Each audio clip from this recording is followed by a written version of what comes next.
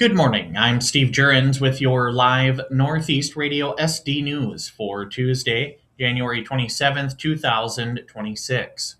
Your news this hour is brought to you by Watertown Development Company, Watertown's established economic growth and development professionals. Check out the no-cost online courses available to help local entrepreneurs and register for the Grow 57201 Housing Conference on February 12th from 8 a.m. to 3 p.m., a free event at the Watertown Event Center. Learn more at wdcsd.com under the Events tab. The Watertown Development Company equals economic mobility. Registration is officially open for the spring 2026 season of Girls on the Run in Watertown, and this season is all about moving mountains. The Watertown Area United Way is calling on local girls to join the Mountain Movers curriculum, a program designed to build confidence, resilience, and life skills.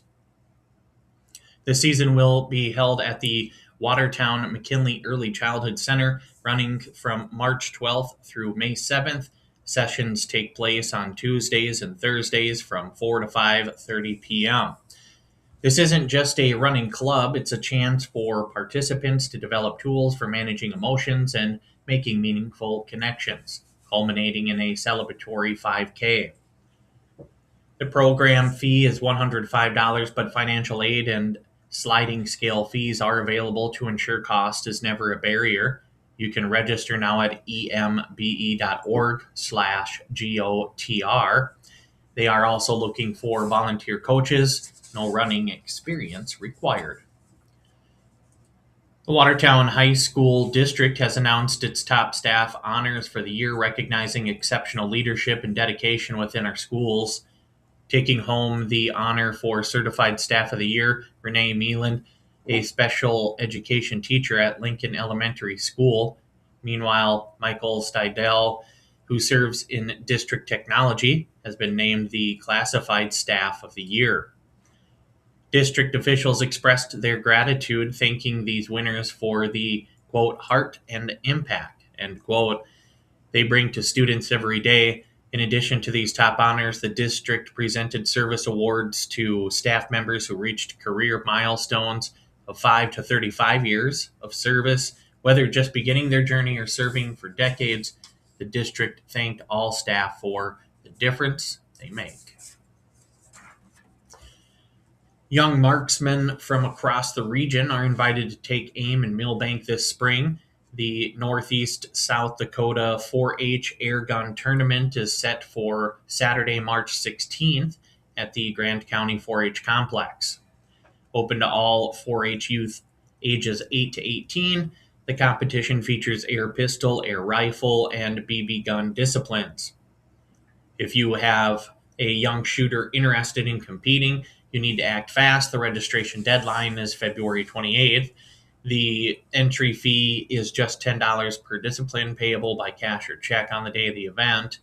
Shooting sessions will run throughout the day, starting at 9 a.m. To sign up, scan the QR code on the event flyer attached to the article on northeastradiosd.com or contact Grant County 4-H office 605-432-9221. State Senator Glenn Vilhauer says week 2 of the legislative session was defined by major moves in healthcare and some rare constitutional questions.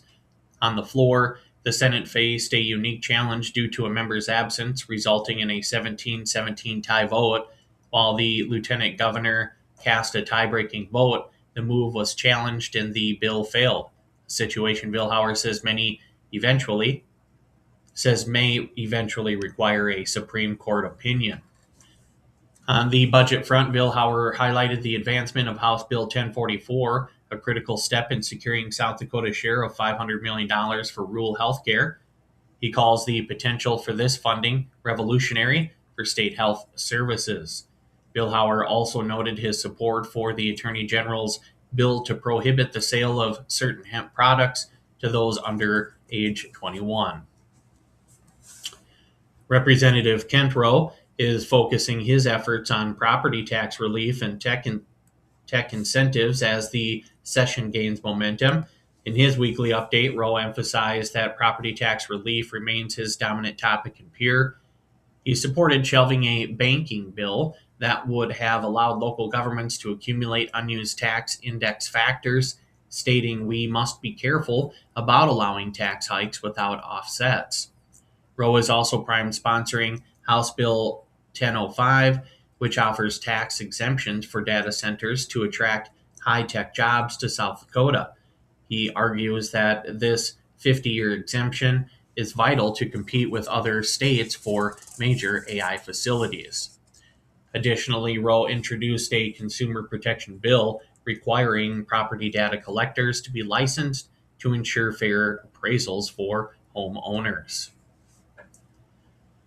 The local Knights of Columbus crowned their newest basketball champions this last weekend. The 2026 Free Throw Championship took place Sunday at Watertown Middle School, hosting sharpshooters ages 9 through 14. In the girls' division, the winners included Campbell DeBoer, Riley Hoffman, and Dakota Nowick.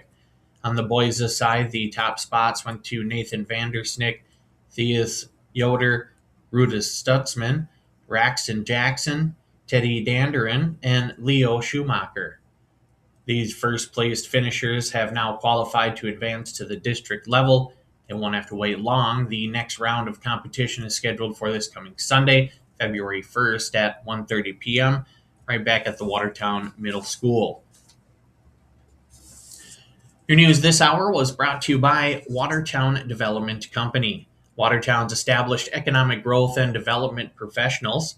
Check out the no-cost online courses available to help local entrepreneurs and register for the Grow 57201 Housing Conference on February 12th from 8 a.m. to 3 p.m., a free event at the Watertown Event Center. Learn more at wdcsd.com under the Events tab. The Watertown Development Company equals economic mobility. For complete coverage of our news stories, visit northeastradiosd.com. If you enjoy our daily Northeast Radio SD News recap podcasts and live interview uploads, be sure to like, subscribe, and leave a review. You can also sign up for our newsletter delivered to your inbox every morning at 6 a.m. And with today's local and state news from Northeast Radio SD Studios in Watertown, South Dakota, I'm Steve Jurens.